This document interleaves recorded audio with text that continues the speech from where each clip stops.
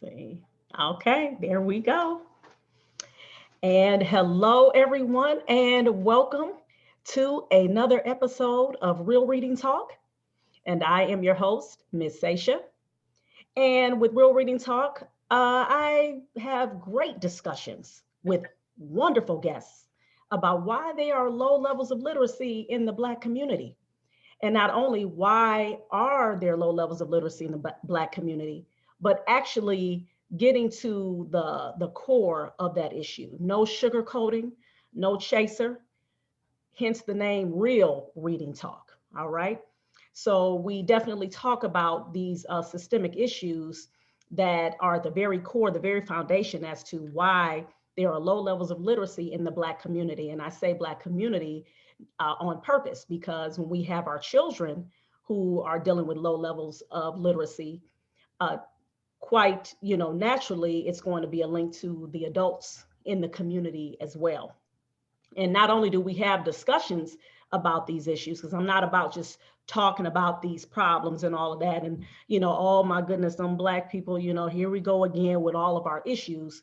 I also want to talk about solutions, like real tangible solutions in which we can actually get rid of these low levels of literacy that we're dealing with, not just here where we're in the state of Ohio, but we're talking about in the country.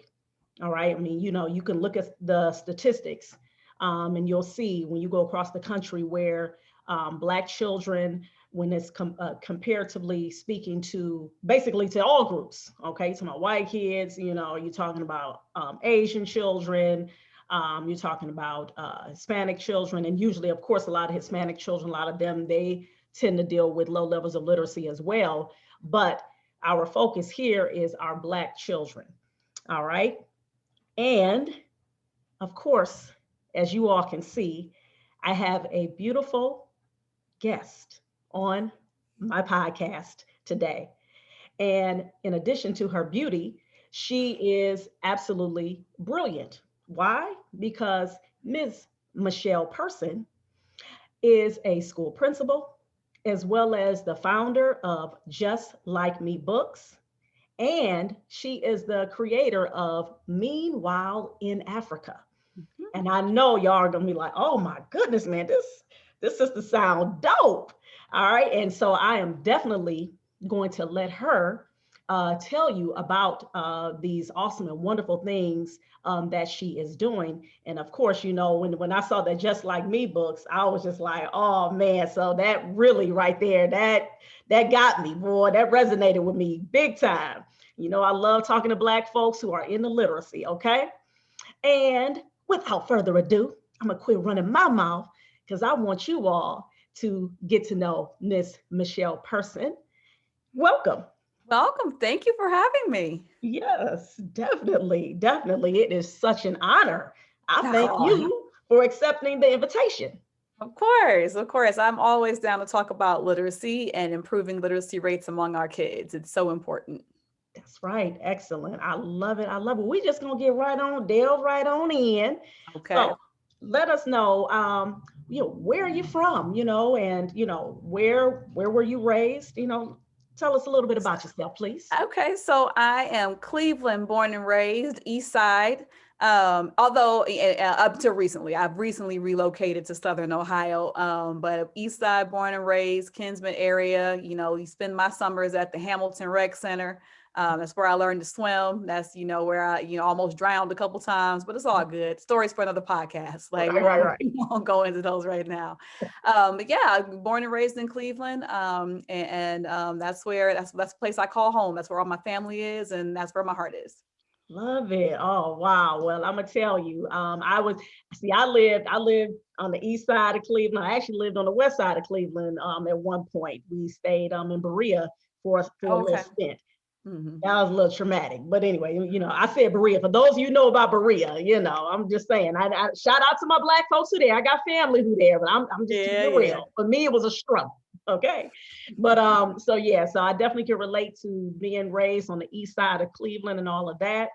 And now I want to know a little bit about how your family, in terms of when it came to like the reading habits of your family? Like, did you, for example, did you get bedtime stories, Oh, read to definitely. We you? drove my mother crazy. Wow. My mother loved to read, so she Mm, read to us all the time, and it's one of those things that because it was, I'm always an advocate of things that I know that were powerful for me. I try to make sure that I do for other people, and and my children, and my students in my classrooms and in my buildings and things like that. And mm-hmm. my mother read all the time. Now, she read, she didn't read for deep, expansion of knowledge. People are always like, what are you reading? What are you reading? My mother read smut. My mother, my Do tell, do tell. she read, let me rephrase that, because if she ever sees this, Uh-oh. she's gonna kill me. I know, No, right? she read for enjoyment. My mother read purely for enjoyment. She clearly, romance novels were her thing. Mhm. Danielle Steele. I remember Danielle Steele books as early as I can remember. VC Andrews. Like she read for just for fun. It was like a pastime for her.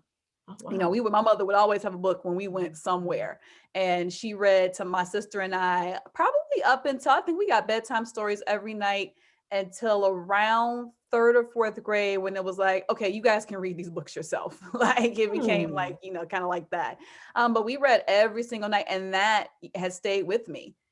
That through the years, that is, I mean, just simply reading every night to your kids, it's so powerful. You create a culture of reading, a habit of reading.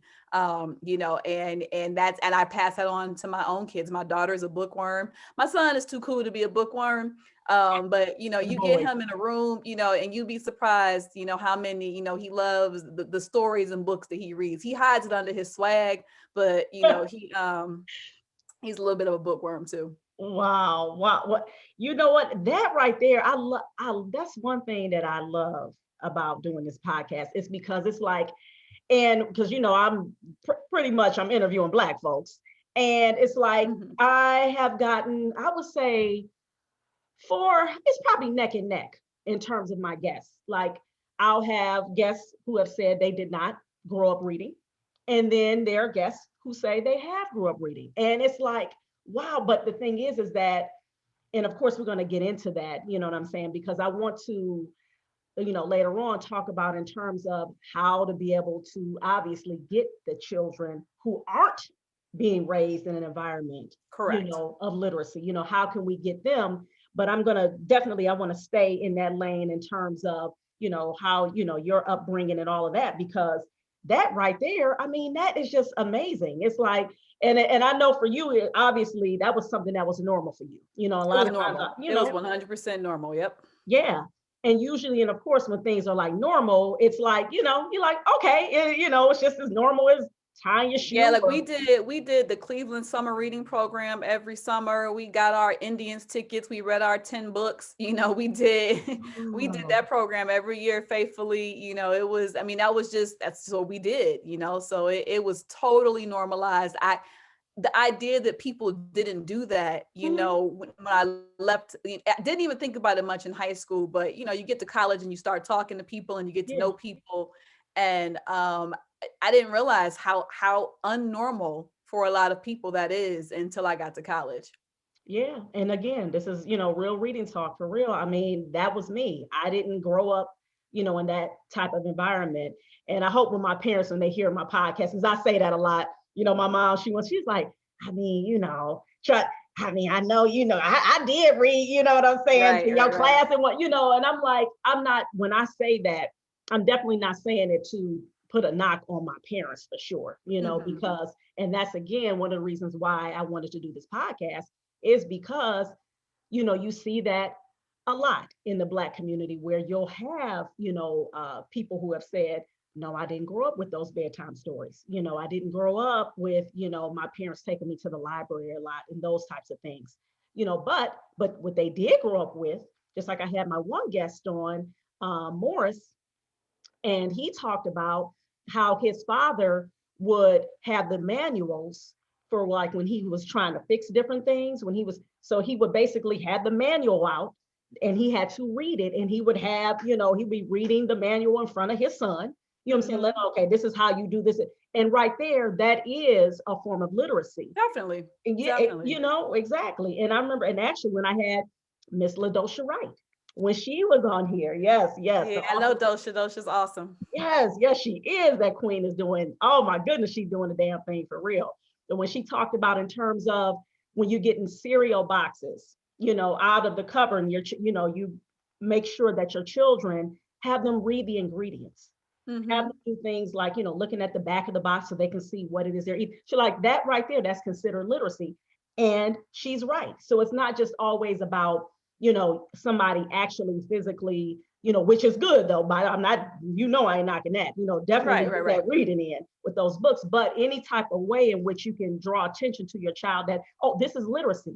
When we're Yes. riding down the street, whether it's a car or whether we on the bus, whether we Mm-hmm. walking, whether we on the bike and we see these signs out on the street, all of that right there, that's literacy. Mm-hmm. So we need to, make sure that we start saying that to our children. I think too, that would be a way to help kind of change the narrative in terms of, Mm-hmm.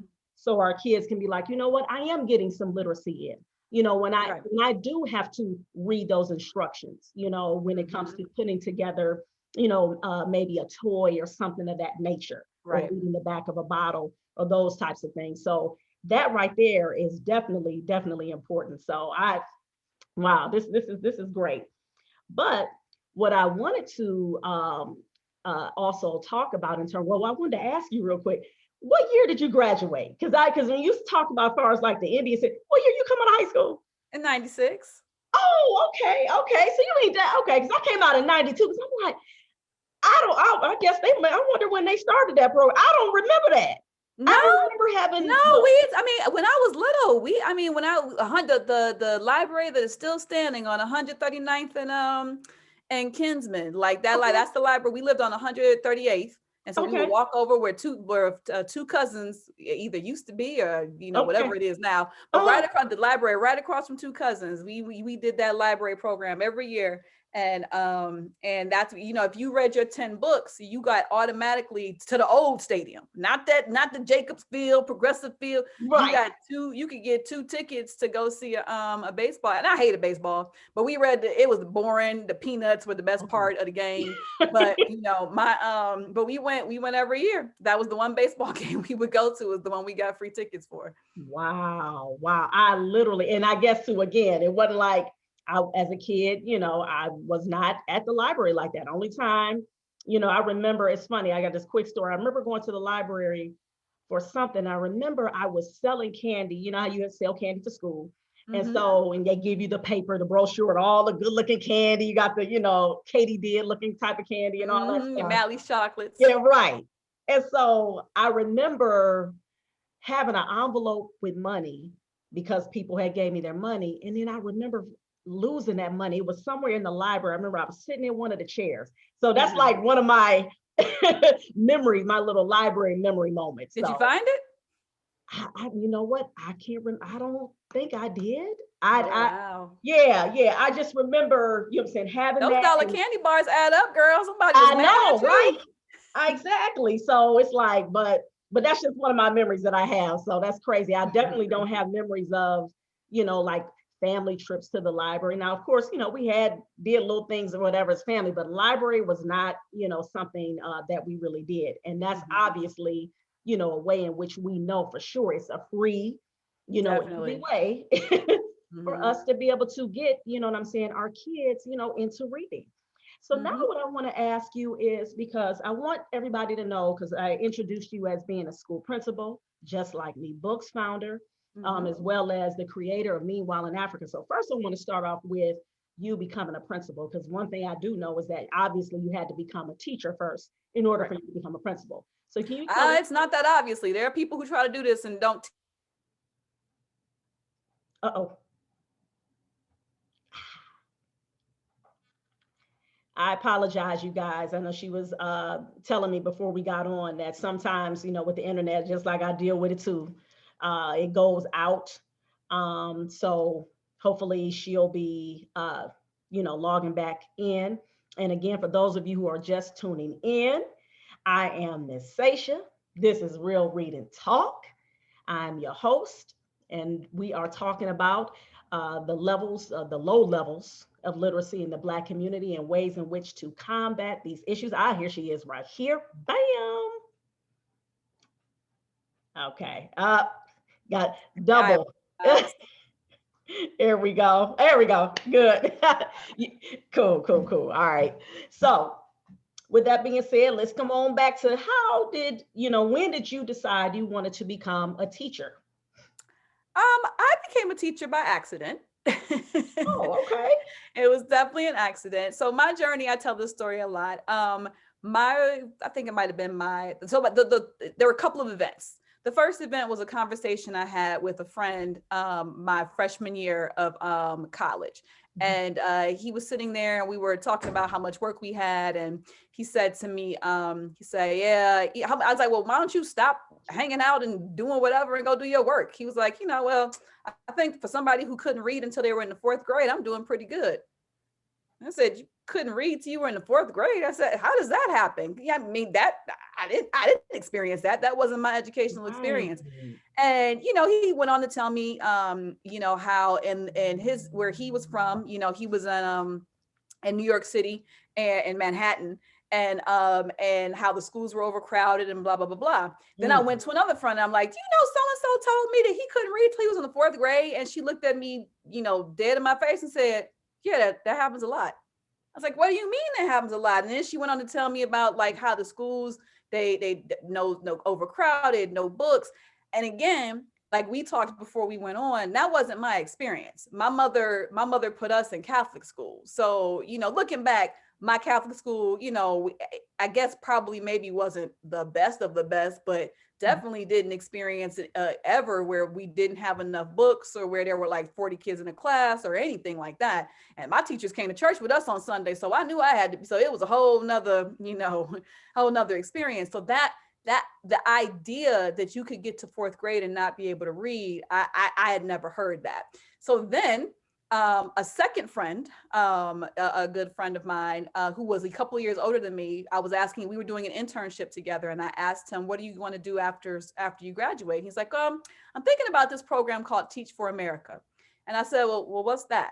And he said, it's a program where you go and you teach for 2 years in an under-resourced school. And then he told me all about the program, and they help pay back a part of your student loans, and you get to make a difference and an impact while you figure out. And I'm like, that might be perfect for me because, honey, I was going to be an actress. So, but I had a fear. I was not going to be a starving actress. I wasn't going to have a story about waiting tables and how I didn't have any food and lived on the streets. That wasn't going to be my story because I came from that and I was not going to go back to that. So I was going to follow my dreams, but have a paycheck. So I said, okay, I'll be a teacher because then I can be a teacher during the day. I picked Newark, New Jersey, my top, and Teach for America, they let you pick where you would like to be assigned. I picked Newark, New Jersey or New York because obviously it was in the city. It was near, television, theater, and Newark is a train ride into the city. So in my mind, I was going to be going to school and then going to auditions after school. I had a whole plan in my mind at 18 years old. I mean, I was 21 years old. So I said I would do this for 2 years, and while I have until I could have my big break after I graduated. 20 years later, I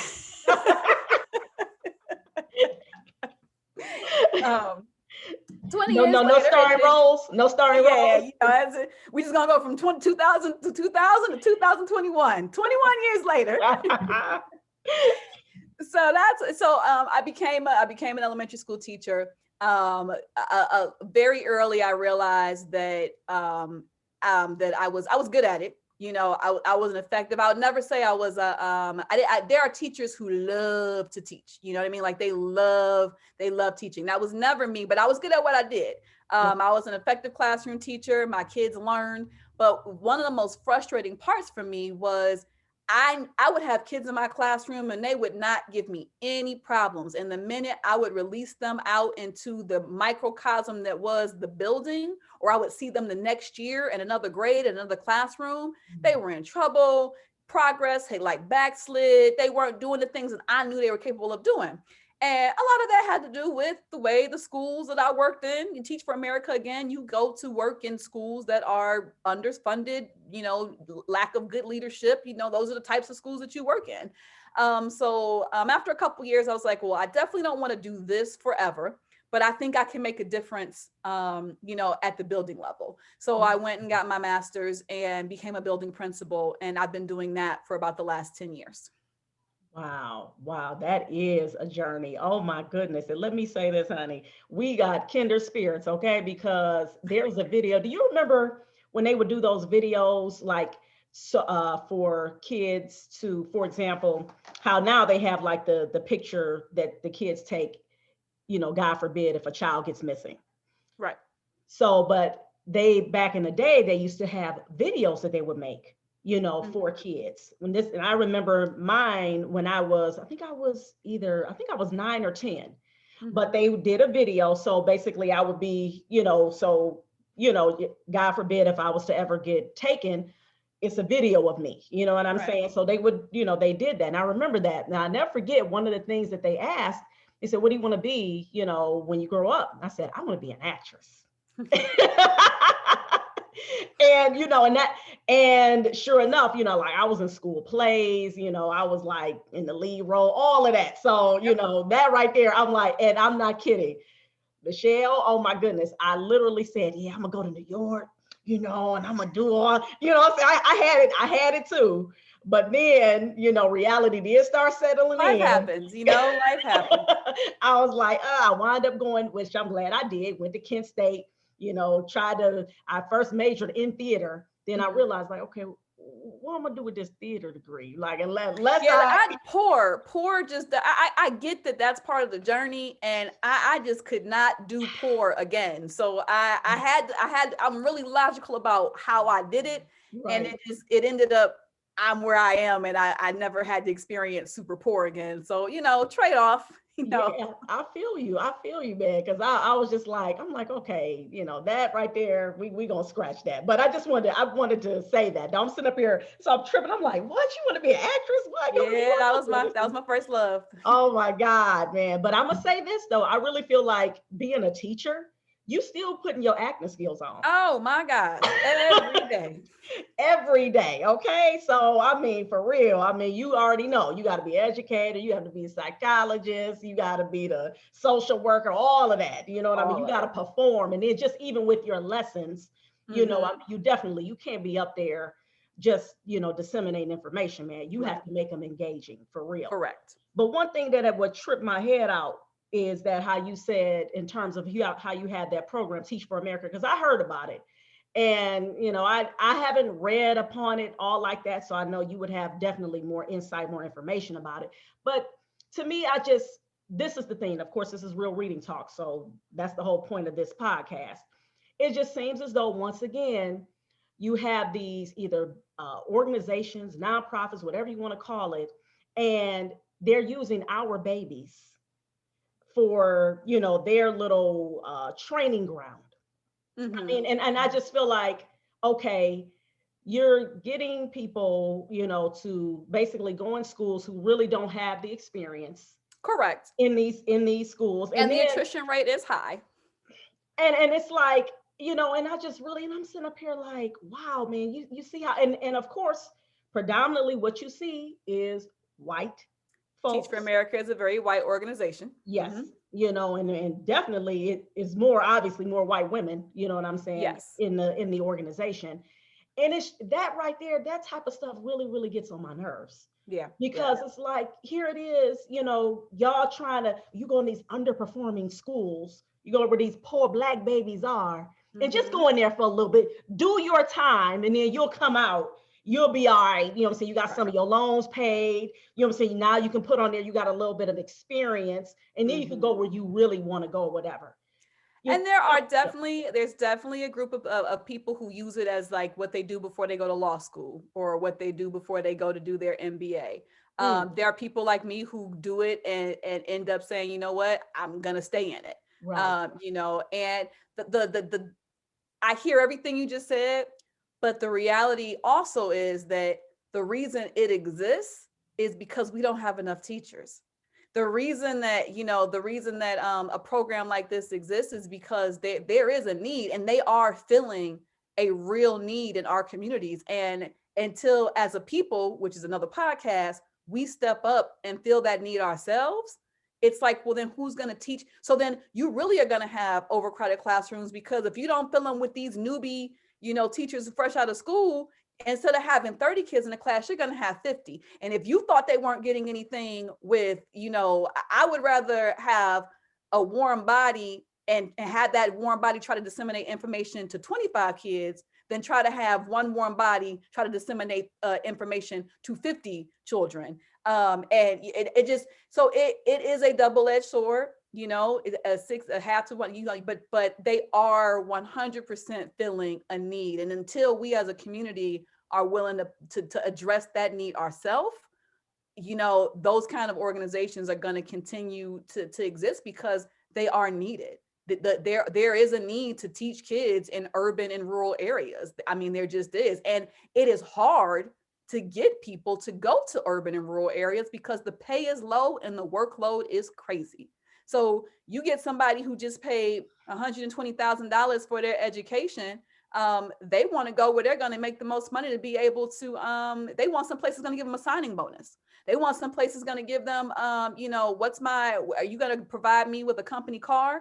What perks do I get? Is there a travel? Like, you get none of that in education. So until we, as a people, decide we're going to fix the problem ourselves, and until what the government remedies the way education is funded, so that you can attract more quality people, the Teach for Americas of the world are just, they're just inevitable.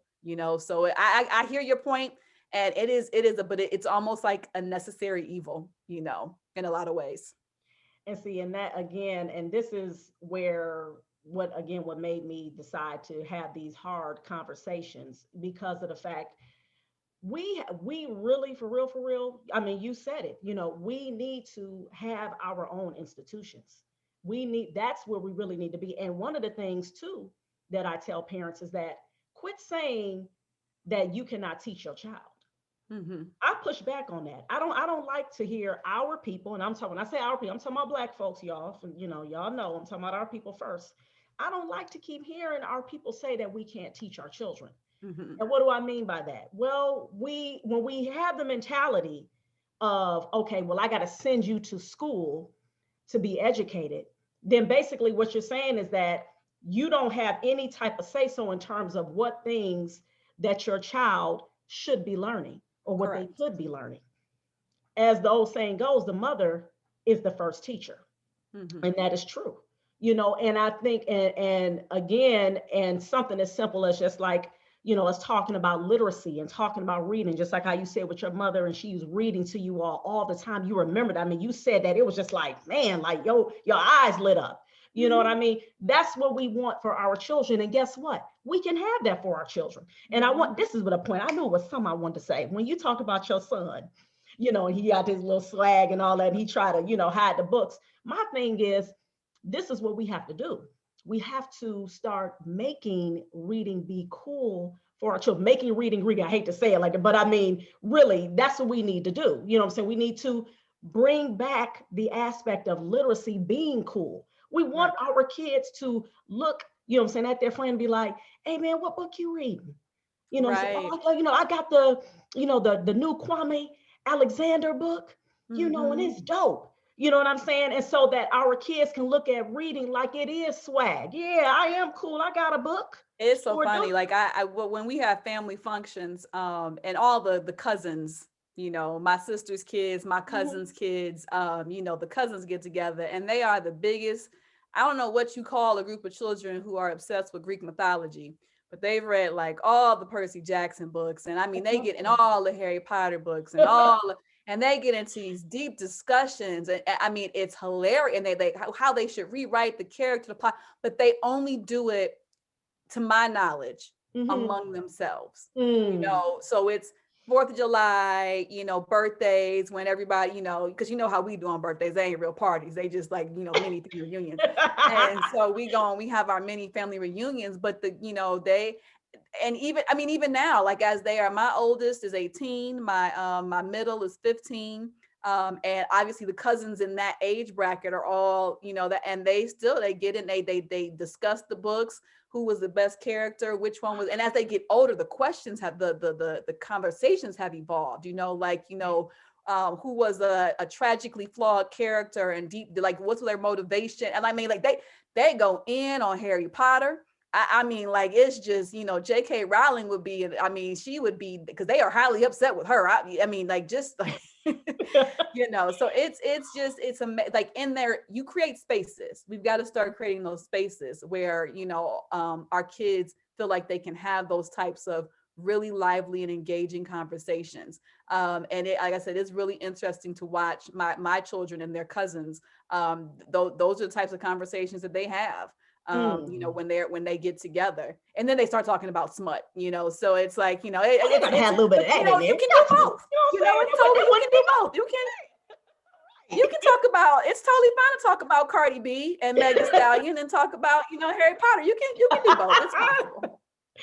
Yeah, but I mean, but that right, I mean, that is real. I mean, because I'm trying to, I didn't experience that with my cousins, getting together and us talking about, I mean, it wasn't about no books. And in matter of fact, I mean, even now my children, they'll discuss, like, because their thing, my daughters, they love Dork Diaries. So they can't wait for that new one to jump out in May 4th.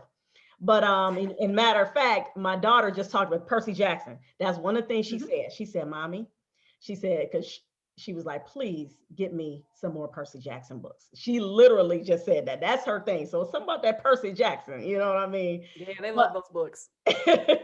so, but that right there, that's what I'm talking about. But like you said, creating that space, that is something that we as Black folks have to make cool. We got to pump it up. You know what I'm saying? We got to advertise those books. I remember reading that in that book, the Read Aloud Handbook by Jim Trelease. And he talked about that, you know what I'm saying, in terms of making sure that we are advertising those books, making them like, hey, man, this is the new thing since, you know what I'm saying, the newest Jordans that came out. It's better than that. Right. You know what I'm saying? Because you make an investment for real. You buy some shoes, that depreciates. You buy them books, you know what I'm saying, that appreciates. That value is going to go up because your knowledge, like you said, is going to go up. Like you said, you heard them go from one type of conversation about the books, then they took it up notches. I mean, and that's just, wow, man, I love it. Well, speaking of books, we're going to stay right on. So we're going to coast right on to Okay. Just Like Me books. Please let us know when you started it, why you started. We got a good idea, but we need to hear again why you started it, when you started. What? Tell us about this organization. So it's a really interesting story. It's not like, and it's not deep, a lot of it's not a deep story. Um, I have 3 children, and my youngest is about to turn 4. Okay. So about 4 years ago, and the reason I'm no longer in Cleveland is because my daughter's father lives in Dayton. And when she was about to be born, he was just really beside himself. She's not gonna know me. We live too far apart. She's not going to come up for weekends, and she's not even going to know who I am. And I was trying to explain to him, like, that's not how it works, because this was his first kid. It's my third. So I was trying to explain to him that's not exactly how it works. And so what I did as a gift for his birthday was I wrote The Adventures of Kai and the Daddy Man, and essentially it was a story to basically show him that it didn't matter how far apart they were, that he would always be her daddy man, her superhero. Oh. And my brother-in-law actually is a librarian. And to this day, when I tell this story, I can't believe I wasn't aware of this fact. But my brother-in-law, when I showed it to him, I said, I'm writing the story, and he read it, and he's like, oh my God. He was like, this is amazing. He said, because there are, the only the stat in 2016, I think, was something like only 8% of all the books published in 2016 showed minority characters, something crazy like that. And when he said that, I was like, what do you mean? And so I did my research, and I then had to reflect on my own reading experience, because I was really into reading.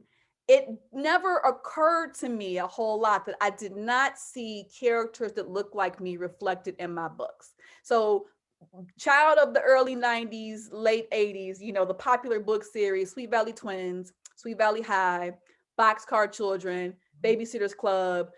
So all those, I read them all. I read all those books.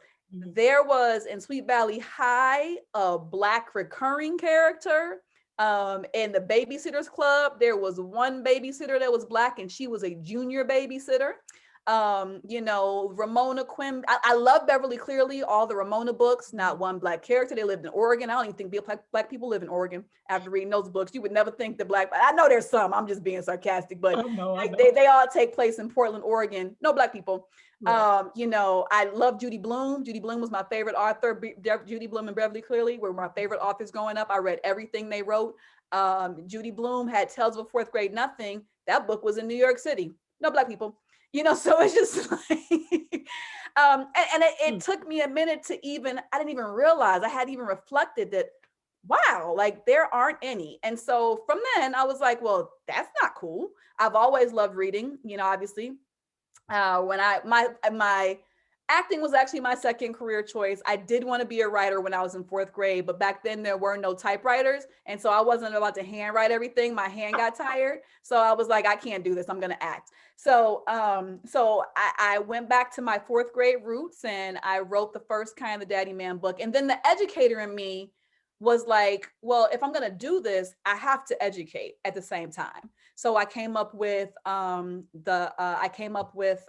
Nathaniel English series, which kids about reading, you teach them that we read for three reasons, or an author writes for three reasons: to entertain, to inform, or to persuade. And so I wanted to entertain with the Kind of the Daddy Man books. I think it's really, really important that I feel like a lot of authors, independent authors that I know, are always like reading to shove a message. And it's like, sometimes we just want to read for fun. Like I read for fun. Like I read because I want to lose myself in some other world and be transported somewhere. I don't always want to read to have my mind expanded. I can, and I do, but I like to read for fun. And so I wanted to make the Kind of the Daddy Man series just about life and fun things that happen with your dad. And it just happens that the dad is Black and the little girl is Black. Or she's high yellow like myself, so she's a light-skinned Black girl, but so there's that. And then but Nathaniel English, I wanted to use what I know about education and what is missing in education and the holes. I was like, I can tell stories that fill in some of those holes with some of these other books. So the first Nathaniel English book talks about King Mansa Musa, the richest man who ever lived. The second Nathaniel English book talks about Huey P. Newton. The third Nathaniel English book talks about Toussaint Louverture and the leaders of the revolution, the first successful Black revolution in Haiti. So those are the things that I wanted to put out there as well. While I'm doing this, what I also realized is, well, I also have Simon Cowell, love him or hate him. One of the things that he always talks about when people are doing, when people are on American Idol, is know your strengths, right? And so what I know is, as an educator, I've spent most of my time in the K-5 world. I've dabbled in 6, 7, 8, but I've spent most of my time in the K-5 world. So what that means is that's where I feel comfortable writing for. Though that's the audience that I feel comfortable writing for, that I feel like that's my niche. But I recognize that there are other stories that need to be told, and at other grade levels. So I expanded Just Like Me to reach out and partner, and that's how I met LaDoja, to reach out and partner with other authors who also, are telling stories that feature characters of color. And so, at this point, on the Read Just Like Me site, we have over 50 books between my books and other books of different authors, that that you can go on and you can browse, and you can go and you can look at a bunch of different books that feature characters of color, period. I think it's one of the things that I think it's really important that we do is, yes, they need to see brown, Black, but also expose both our children and other children, children, to stories of other people. Because what happens is, if that's not your experience, I'll tell you a perfect short story. East side of Cleveland, all Black. A couple of white folks here and there, mostly Black. Went to college. Everybody in Cleveland knows the Puerto Ricans live on the west side. So I went to Cleveland. My only experience with any Hispanics was going to the West Side Market, seeing them, here and there, not having really any real interactions. My very naive, the way I looked at the world, there was Black people that spoke Spanish, right? And they were all Puerto Rican. I went to Skidmore College in upstate New York, and where I was considered a minority of sorts because I came from Ohio. Most of the other students of color at Skidmore came from New York City. That's where they pulled their kids from. So anytime I saw a student of color who spoke Spanish, I would be talking to my friends like, oh, the Puerto Rican girl. And one of my Black friends said to me, Michelle, you have to stop that. I was like, stop what? She's like, you cannot call them all Puerto Rican. I'm 18 years old. I'm like, what's the difference? And trust me when I say, and we won't even get into that, I, at 42, know that you don't go up to a Dominican and call them Puerto Rican or an Ecuadorian or somebody, you'll get slapped. It's disrespectful. But my view of the world, I didn't have any view of the world that anything that reflected for me of what those differences were or what they look like.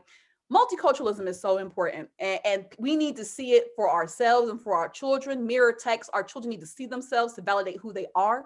And we also need to see other people so that we become more empathetic.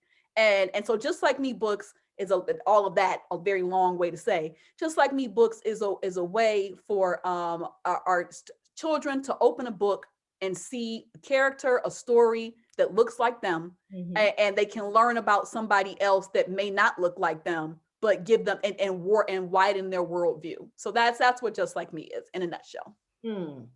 And I mean, obviously you explained it very well, and I'm glad that you gave us all of that backstory because we needed that. You couldn't just give us a little snippet. You had to tell that, and that is something that I hope that everyone in the audience, number one, appreciates. And number two, you're supposed to add author to your list because I'm like, oh yeah. Yeah, we need to hear that. You know what I'm saying? It's like I'm talking to a real live author as well. A best-selling author. Nathaniel English and Leaders of the Revolution was a bestseller on Amazon.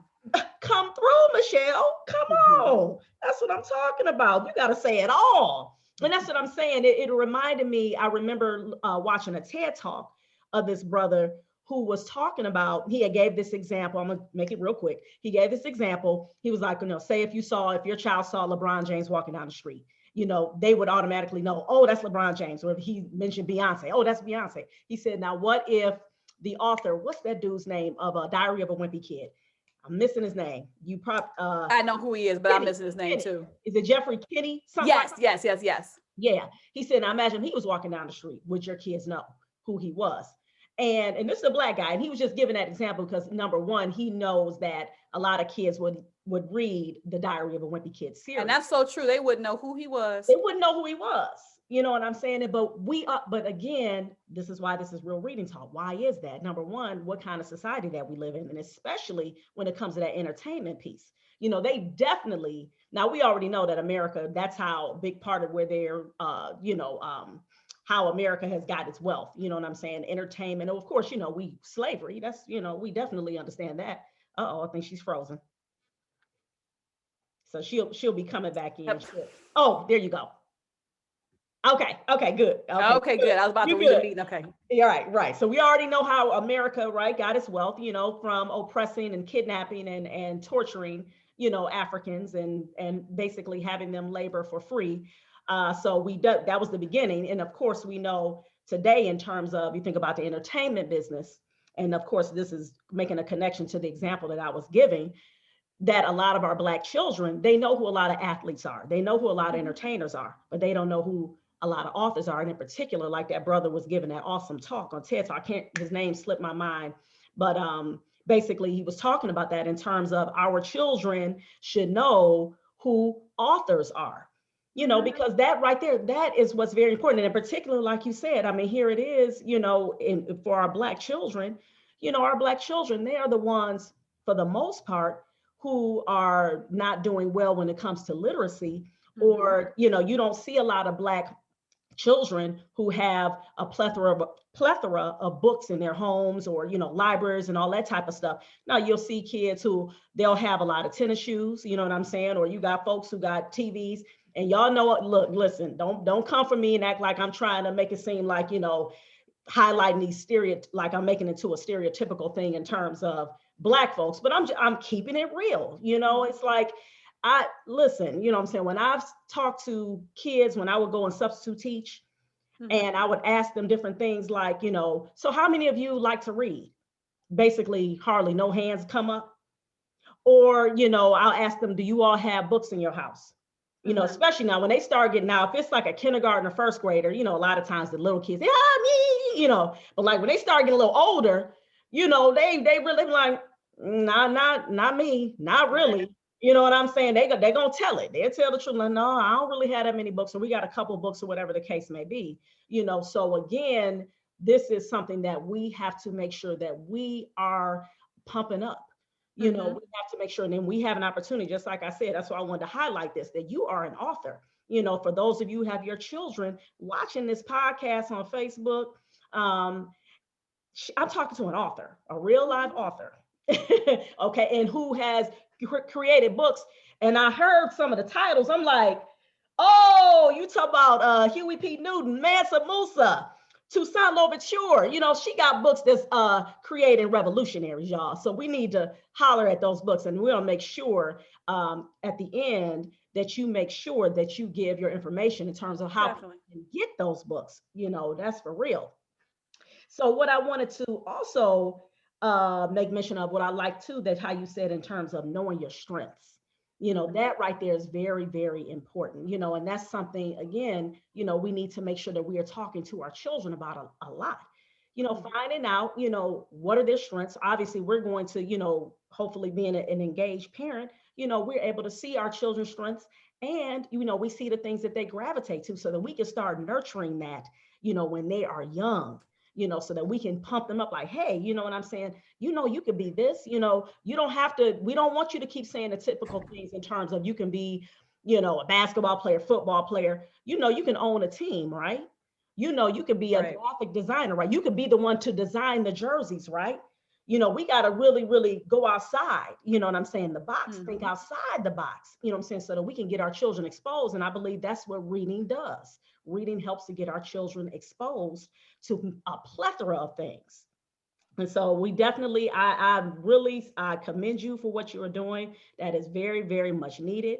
And again, like I said, I'm going to make sure that people have that information so they can get your books immediately. I know I'm going to be doing that. I will. I'll make sure I get your books straight up, really, man, because that's a necessity. And I think it's like, if I'm not mistaken, I had read. Now this is a few years ago. Walter Dean Myers, as you know, had passed on. But he talked about in Mm-hmm. terms of, I think it was like less than, I think it was like 3% of authors for children's books were, Black authors, Yeah. or it may have been Mm-hmm. like, and if I'm not mistaken, it may have not just been Black authors, just been, authors of color, if you will, Right. 3%. I mean, it's like, I mean, really? I mean, come on, There's man. a stat out there that a kid is more likely to see a talking elephant than they are to see an Asian American in a story. They're more likely to see, a or no, an Asian American or a Native American. Mm, They're more likely to see a talking animal than they are to see, a person of color in a lot of cases. So wow. the stats are bad. Yeah. And again, we have to really deal with that issue and not be afraid to talk about where that source came from, because we see these stats, we read them, we see, but we definitely have to understand where this stuff comes from. It did not just come out of It thin didn't air. just happen, right? The No, it did system is not. set up this way. This system was set up this way. I mean, and we're talking about from the slave plantation, because see, that's why when you talked about, when you brought up Mansa Musa, our children need to learn about him. They need to learn about the African civilizations, Yeah, they just Timbuktu. got to buy Meanwhile in Africa, and it'll teach them all about. Teach them all about Hello. Hello. And that's what we going to look at that. So you see how our conversation is flowing? Because that. that's going to be the next thing that I want you to discuss with everybody. Tell everybody about your Meanwhile in Africa creation. So as we left off on my journey, I was creating books Mhm. for entertainment and to inform. And what I realized halfway through was like there was a lot of information that I want to cover. But I just don't have time to write all the books. Like that's a lot of books to cover, like to get all that information, you know. And the other issue is I've over the years, I am still a principal. I have grown increasingly disillusioned. I mentioned earlier that the reason I left the classroom was because I wanted to affect change on the building level. Well, as you move up levels, what you see is it's even more dysfunctional. So like Mhm. moving up in the chain doesn't necessarily fix the problem. So me moving up to try to run a building doesn't do anything if the district is a mess. And then me moving up trying to fix the district doesn't do anything if the way that we're funded at the state level is a mess. And so Mm. it just, for me, as I've gone on and I'm seeing how things are playing out, traditional education is, in my opinion, irrevocably broken. I'm a part of the system, but I'm also trying to be a part of the problem. I mean, a part of the solution in other ways. Mhm.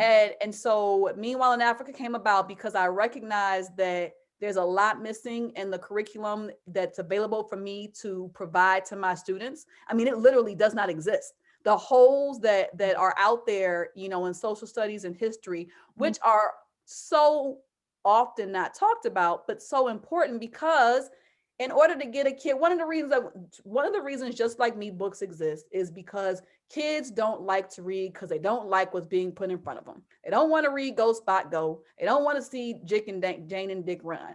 But what they will read about is things that they can relate to. And what I try to explain to people all the time is if you can get a kid to read, there's a book in my Just Like Me pick section about a young girl, a warrior African princess. There's magic. It's one of the best independent author books that I've read in a long time. And in my mind, I thought to myself when I read it, I said, if I can get a kid to read this, then I can get a kid to read Harry Potter. Harry Potter is like this big. Harry Mhm. Potter is 800 pages. Mhm. You can't get a kid interested in an 800-page No. who is not connected to the idea of why reading is important in the first place. So first you have to engage them so that you Mhm. can give them to skills and then build a bridge to the classics you want them to read. So you can't put Grapes of Wrath in 8th grade in front of some, oh, you're frozen. Did I freeze? Can you Uh-oh. hear me? I can hear you. Can you hear me? Okay. Okay, good. Can Okay. you hear me now?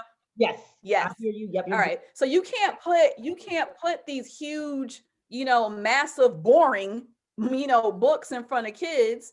You know, and they don't have and they're already skill deficient and want them to get excited about reading some classic. Like you have to meet them where they are and engage them at what excites them. Mhm. And that's part of where Just Like Me books came from. Now, on top of that, there's also, like I said, just like there's not a lot of books that have children of color in them, there Mhm. is not a lot of content that fills in the holes that a lot of the curriculums that I am able to purchase as a building principal can Mhm. buy. Like there's just all the curriculums are missing something, you Right. know. And so I was like, you know what, I know the standards and I'm a writer. I can make my own curriculum and I know the holes that I want to fill. So that's where Meanwhile in Africa came from. So I tell people it is not it is the social studies curriculum. It is a supplemental social studies curriculum on purpose because the standards honestly leave stuff out. So I'm not going to sit here and say that the curriculum is totally aligned to the standards because I believe there are things missing in the standards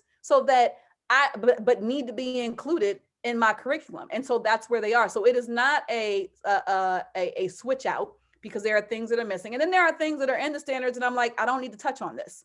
You know, that's not necessarily important to my mission. So it is a supplemental social studies that is culturally responsive for children in grades K through 5. And Mhm. in the curriculum, they will learn a more factual and well-representative view of history, geography, finance, and we've definitely added a component and effort for entrepreneurship. Mhm. So, you know, and what it does is you can still go through your Ohio state standards or your national curriculum state standards, but then in those areas where a kid, perfect example, unit 1, you show a kid a map. Well, the very first thing that you need to know about the map is that its proportions are wrong. You know, when you look at the real map of the world from like space, Africa is ginormous. And I know ginormous is not a word. Africa is huge. But if you look at the maps in social studies that they show you in every social studies book in the country, they show you the map where it looks like the United States is the same size as Africa or North America, period.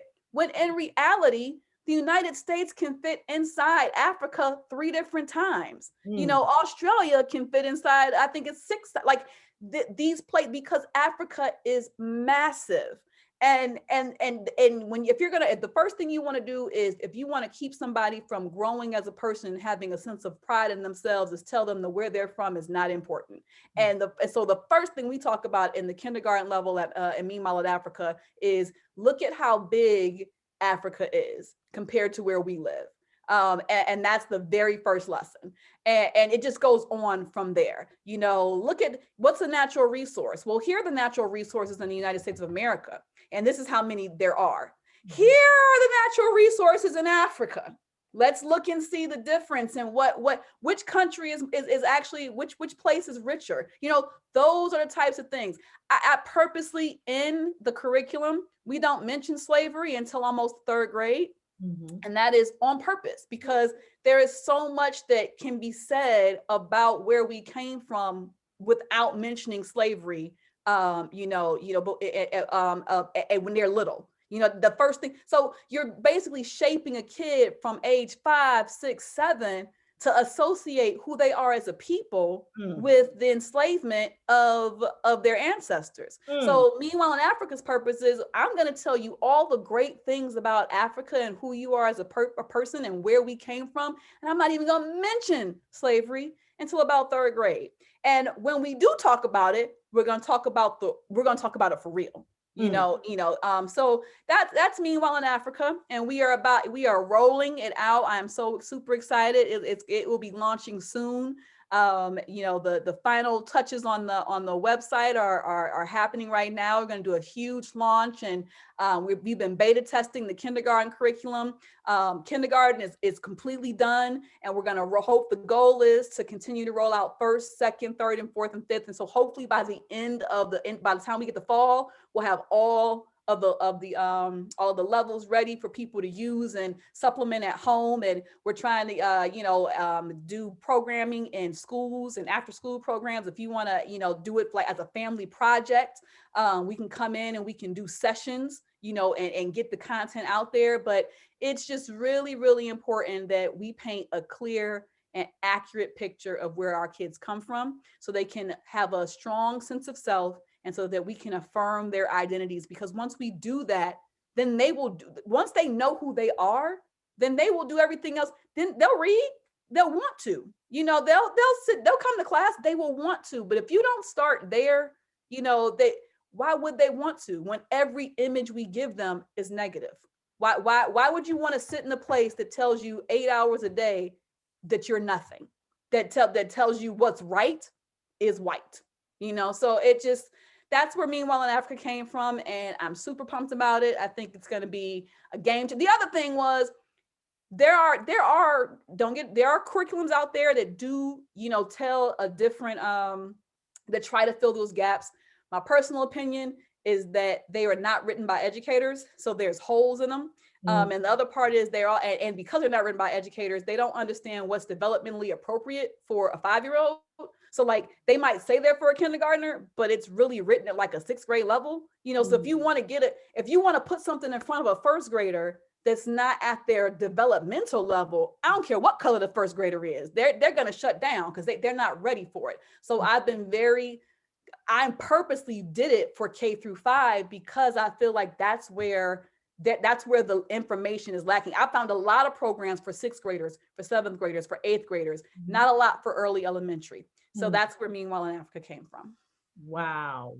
That right there. I mean, but you are doing, first of all, I want to say this quote that Jean Henri Clark said. He basically said that if we start our history with slavery, then everything else seems like progress. Yes. So, by you saying, obviously, why you are starting in Africa is because of the fact that we all know, just like, me and you had this conversation before, the cradle of civilization. Why not? Why not? why are our children in these schools? Some people will say public food system, for real, to where these schools are basically, they are purposely, and we already know why that is.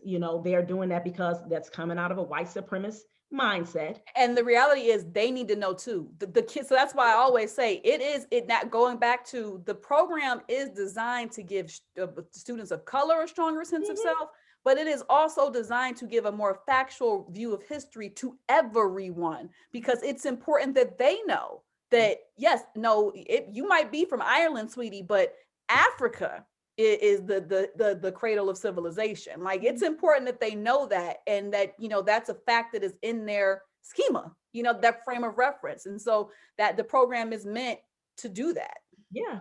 And it's interesting you even say that, because I remember I was talking to some people, and we were having a discussion about racism or whatever. And one of the things that I mentioned, I said, really, not only did racism, false notion of white supremacy created, not only did it, obviously, the intent was to destroy the humanity of Black people, it also, too, it killed humanity in white people. And it Mm-hmm. also made white people, in a sense, not educated to the fact, for example, like you bring up the example of a white girl being, say, her family history is from Ireland. And if you was to ask her history of Ireland or different things about Ireland, how much would she be able to tell you? I mean, real talk. How much would she really be able to tell you? Except, maybe like little superficial things. Yeah. You know what I'm saying? It's like those are the types of things, unfortunately, when you have that mindset of domination, oppression, and I'm going to dehumanize people, you're doing your own self a disservice. And Yes. that's what they've done. You know what I'm saying? So, but again, I like the fact, that you are saying, you know what, I'm going to take care of our babies first, Mm-hmm. first and Mm-hmm. foremost, and that's what we should be doing. Right. And I also too want to make mention. I know that you said, you brought up, a couple of book examples, like, Grapes of Wrath, and those types of books or whatever. But one thing too that we have to understand, and we got to change that narrative. Our kids need to know about James Baldwin. They need to know about the Definitely. autobiography of Malcolm X. They need to know Mm-hmm. about Before the Mayflower by Lerone Bennett Jr. They need to know about these different Assata Shakur. We want to make those types of books in their minds the frame of reference. Right. We want them to be able to say, oh yeah, did you, know about, Lerone Bennett Jr. or Dr. John Henry Clark, or the different books that they wrote, or different things, but you have a lot of these quote unquote educators in the classroom. They don't know about these different people. I remember when Black history, this is a few years ago, my daughter was going to this little charter school, and Black history was about to start. They didn't know that one of the teachers didn't know that Dr. Carter G. Woodson was the one who started Black History Month. I mean, and it just things like that. It's like, how come you all don't know things like that? That's something that you should know. If you're going to be celebrating something, shouldn't you know who started it? Who created it? Oh man.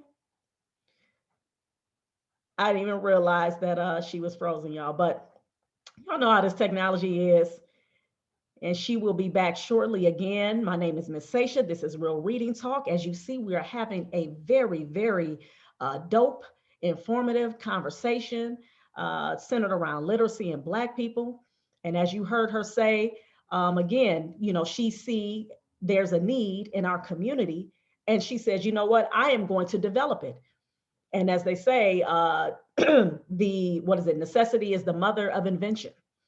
And that's something that Black folks, that's what we've been used to doing. That's what we do. We are creators because we know we need something. And that's what education is about. Let me admit her.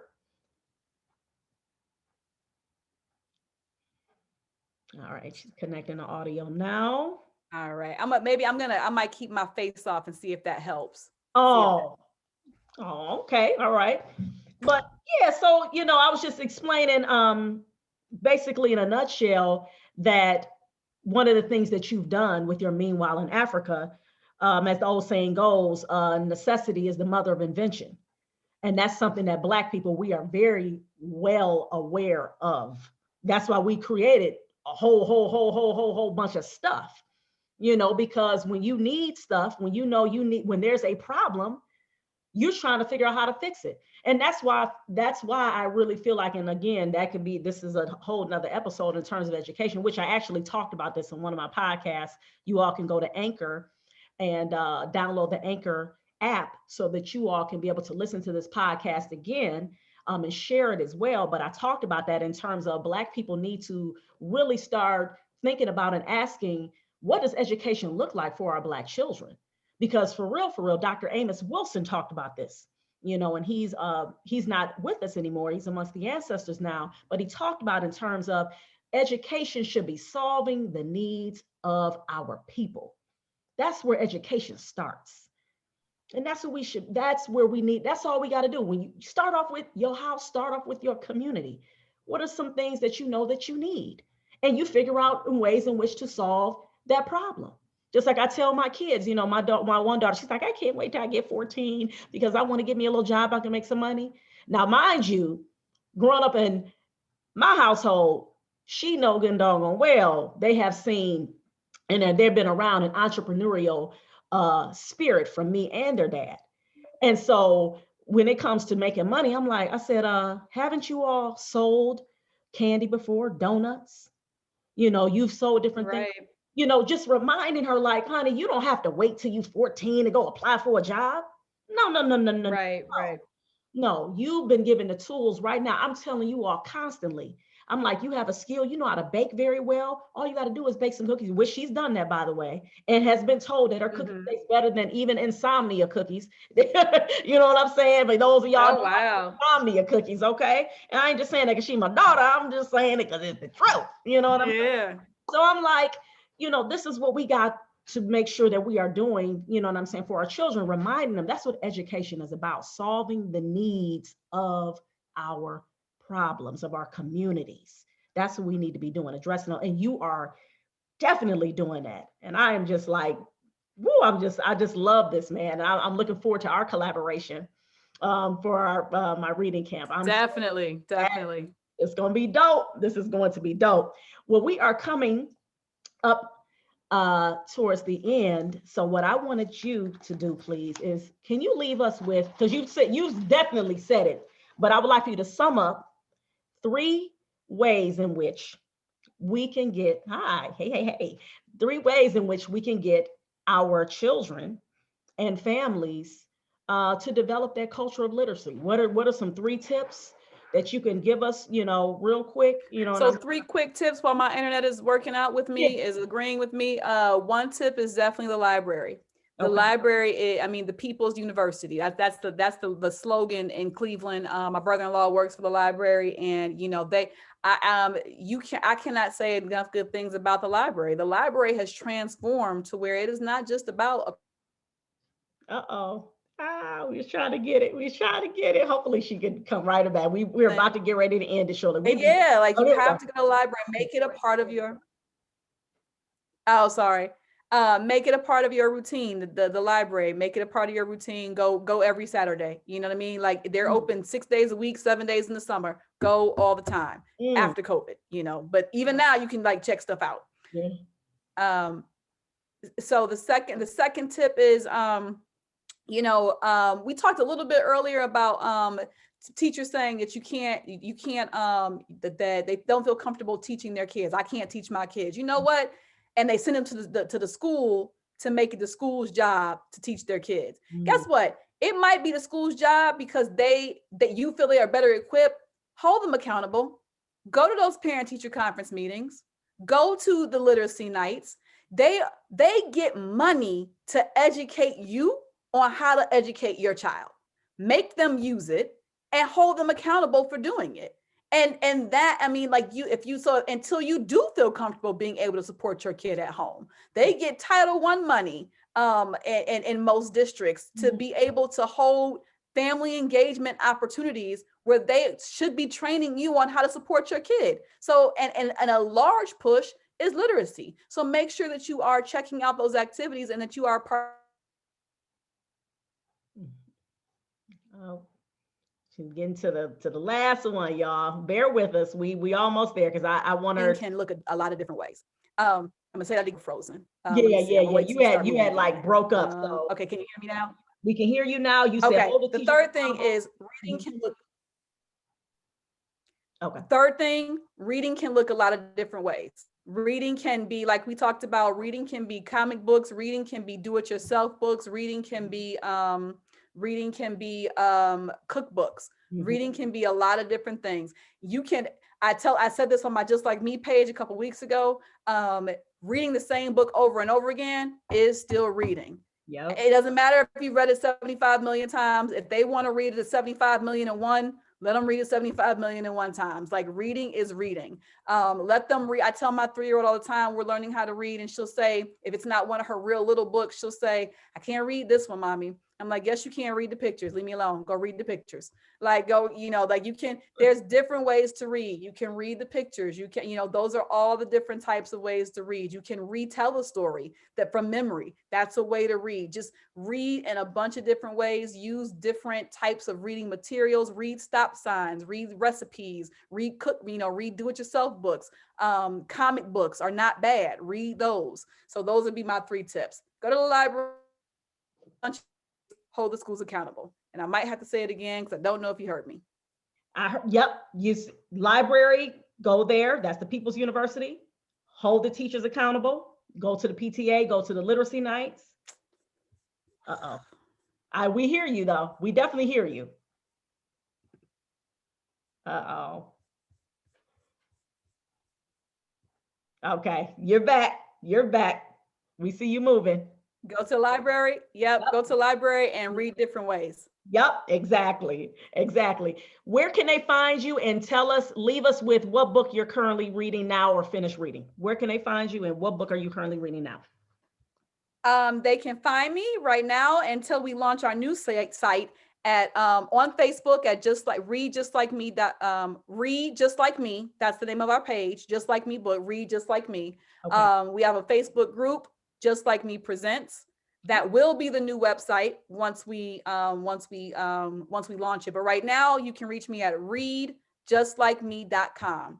Just the way it spells. readjustlikeme.com. Okay. And I don't even know the name of this book that I'm reading right now on my Kindle. I'm looking at it right now. I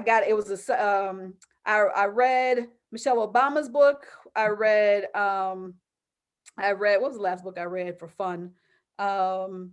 The name of this book is Fable. I love young adult fiction. So I read, so it's called Fable, and I got it. A friend of mine recommended it on her Facebook page. So I'm like, okay, I'll read it. So I'm reading that right now. That's the book that I'm reading currently. Hey, well, that's what's up. Well, I'm gonna tell you real quick. I just downloaded a few books from audible.com, and I'm actually started listening to Life After Death. And I'm not a fiction person really, but the only one really that I have read fiction on mainly is Sister Soldier. So I got one that I really want to tell people to read. It's a Black nonfiction. Another friend of mine recommended. It's called From oh gosh, what's the name of this book? I'm looking at it right now. The From Blood and Bone. It's young adult, but it's by a Black author. I think she got optioned for it to be a movie. It takes place in basically, like, she's Nigerian, and it takes place in here we go. Children of Blood and Bone, Tommy Adeyi, and Children of Virtue and Vengeance. It's a series. I'm waiting on the 3rd book to come out now. That's a good one. Wow, that's the one. Actually, my second oldest child, my daughter, she was an avid reader. She got that book. She read it. Yeah, she's into that. That's her thing. Oh, wow, that's what's up. Well, we definitely. Oh my goodness, this was awesome. And sorry, my internet was so crazy. Please, people know, they can relate. Okay, we already know we in this technological space. It's like everybody got to be on the internet now. It's like, so again, like I said, man, I appreciate you, Miss Michelle Person. You were phenomenal. You gave us a lot of different tips. I really appreciate you letting us into your journey. and appreciate you and what it is that you're doing, in particular for our Black children, first and foremost, when it comes to empowerment, when it comes to literacy, and understanding that they have to love themselves and know who they are. And I thank you. I thank you again for No doing. problem. Yeah. Thank you. Yes. So I wanted to end right now and let everybody know again, you have been tuned in to the Real Reading Talk, and I'm your host, Ms. Sasha, and I'm going to leave everybody with this quote by Lerone Bennett Jr., which says, an educator in a system of oppression is either a revolutionary or an oppressor. And as we know, we listened to Miss Michelle Person. She definitely is a revolutionary. And I hope that you all are too as well. And it starts with reading. Thank you all so much. Take care and be safe.